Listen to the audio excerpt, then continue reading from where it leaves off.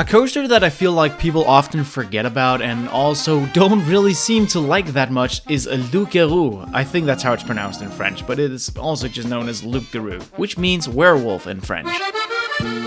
This is the wooden coaster located at Walibi Belgium, and it is their classic wooden coaster. It's really just like a super traditional woody, but it is the park's second tier airtime machine, obviously after Conda, because this ride really brings some surprising air. Regarding what people think of it though, it does not have the best rep. While I have seen some people mark it as a pretty good and underrated ride, it does seem like the majority of people are not a fan of it. They call it way too rough, so it gets very little praise, and it's understandable. Its most popular talking point is really just whether or not it will be RMC'd.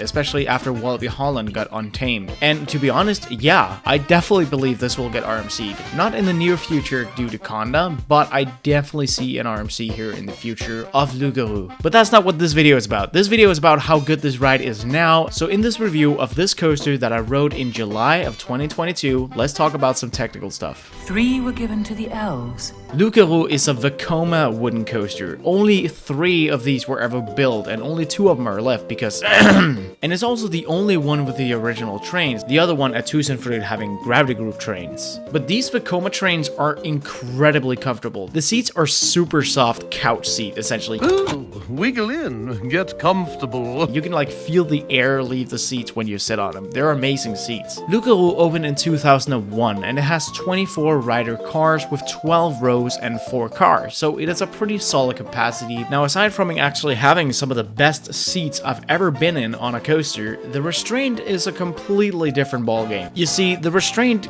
fucking sucks. Due to the roughness and some of the forces on the ride, the restraint will dig into you quite a lot, and it's not super comfortable either. It's a restraint that can definitely mess you up, and for me personally, the restraint was digging into the button of my pants, which is kind of painful. Loup-Garou is 91.8 feet tall, so it is the second tallest wooden coaster in the Benelux after Troy. It's 3,395.7 feet long, also making it the second longest wooden coaster in the Benelux after Troy, and it goes 49.7 miles an hour, also making it the second fastest woody in the Benelux after Troy.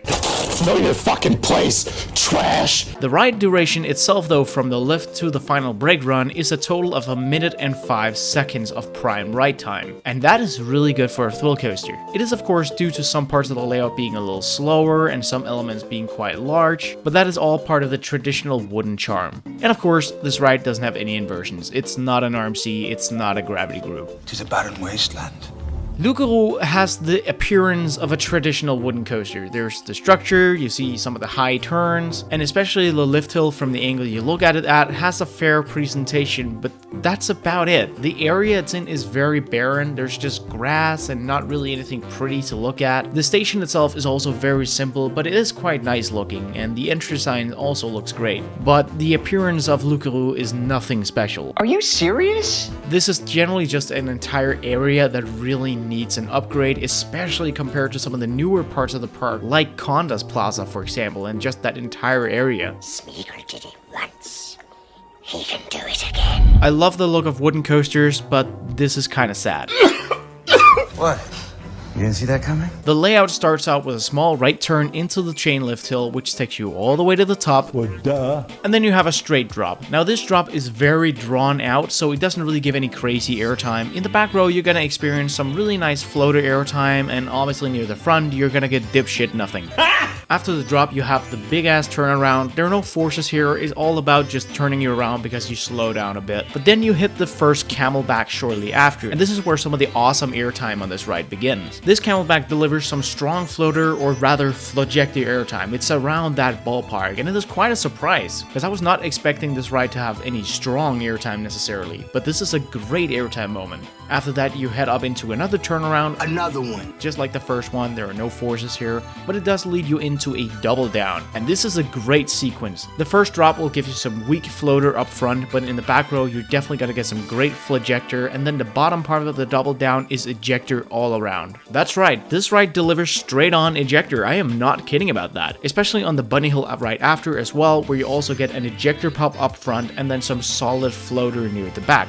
Then you have another turnaround where you do have some weaker laterals in the beginning, but it's still nothing special. Then there's a small turn that also has some weak laterals toward your left before you then hit another bunny hill. This is a moment of very strong floater airtime. Then you head up into this high turn, again another slower moment, but the exit out of it does have some very weak floater airtime in the back row. After that you then twist up where you get a fun little solid pop of floater airtime up in the front as well as a little bit in the back as well. You have another 180-degree turnaround here, and that throws you into a pretty nuts finale. This drop here in the front row is very weak floater, but in the back row you're gonna get another ejector airtime moment that is very sudden but also very strong. This is a pretty aggressive drop in the back. Before you then head into the most aggressive moment on the ride. We're done when I say we're done. Which is this bunny hill. You start out with a very small lateral jolt towards your left when you go into it. You get like a pinch towards your side, and then you get a pop of pretty aggressive ejector airtime. It's not that the strength of the ejector airtime is insane, but it is very aggressive, very sudden, and it is still very solid ejector airtime. I'm not kidding when I say that this hill has stronger airtime than any moment on Colossus at Heidi Park. That is no joke. Keep your mouth shut! It is a super aggressive and awesome airtime moment. Then you head into the heel links where you're not really necessarily going to feel any laterals or positives. You're just going to head up, lose a bit of speed, and then hit the final brake run. And that's the layout of Loup-Garou. So as you can hear, it actually delivers a very solid airtime. It doesn't really do much outside of that. There are a few moments of laterals, mostly jolts, and regarding positive forces and everything else, I mean, this ride is not made for that. It is an airtime machine all the way, and it's a pretty good one. That's all I have to say about that. How old are you? I think you're old. The pacing of Loup-Garou, however, is a lot more traditional than some modern airtime machines. It definitely feels fast at times, especially doing the hills and the drops and all that,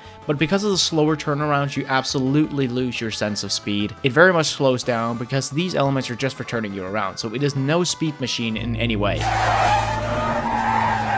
But one thing that's really great about the pacing though is the fact that it doesn't lose any speed throughout the layout overall, meaning that it still has a great amount of speed near the end. In fact, it feels like it has a little more speed than it was intended to because of that bunny hill being so aggressive. It is the most intense moment on the ride, and it feels hella fast in this section too. But other than that, yeah, it's a very traditional Woody regarding pacing, featuring a few good elements with some good speed, then it has a break, it slows down, and it keeps repeating like that. Yeah, tickets are wearing it. It's going to be a bumpy ride. Alright, so this is the category that is easily the big deal breaker for most people. Loup-Garou is a rough wooden coaster. It is one of the roughest Woodies I've ridden.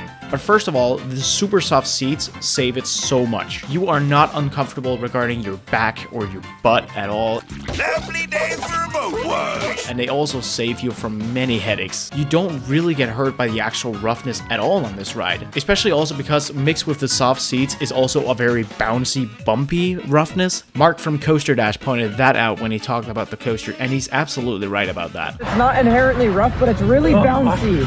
It's really bouncy. It's very much an up and down roughness with a few lateral jolts that quickly kick you toward your side here and there, but they're pretty fun. There's only like one pothole that truly bothers me on the ride, which is the one at the bottom of the first drop. That is easily the roughest moment on the ride, and that is where I'm able to also get a small headache. It's nothing terrible.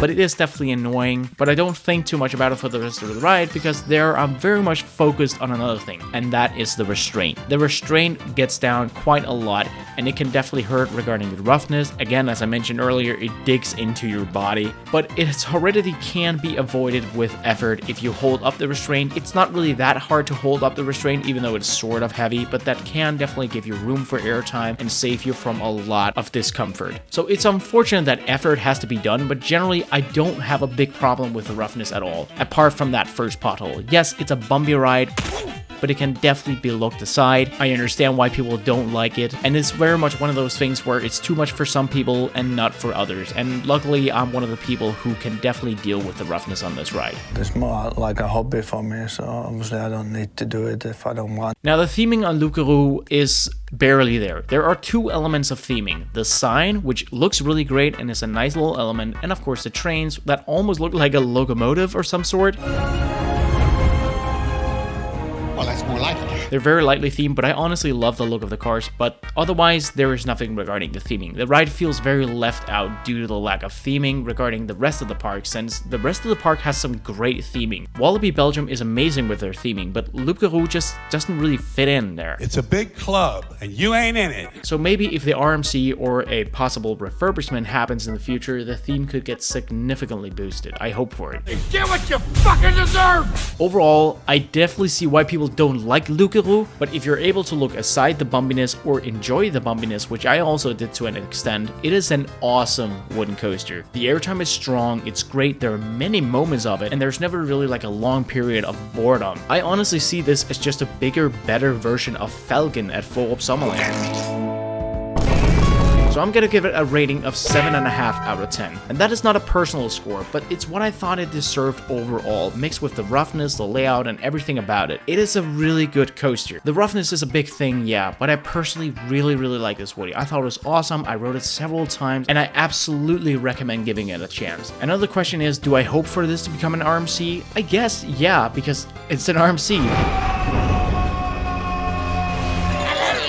But not anytime soon, because it's still a great thrill machine. I hope to get to ride it again as Loup-Garou before a possible refurbishment or an RMC transformation happens. But let me know what you guys think about this coaster, or a possible RMC transformation, or anything about it. I would love to hear any of your thoughts about Loup-Garou. Also, if I've pronounced that name wrong the entire video, let me know, because my French is absolutely garbage. Thanks for watching, guys. Stay tuned for more. Bye!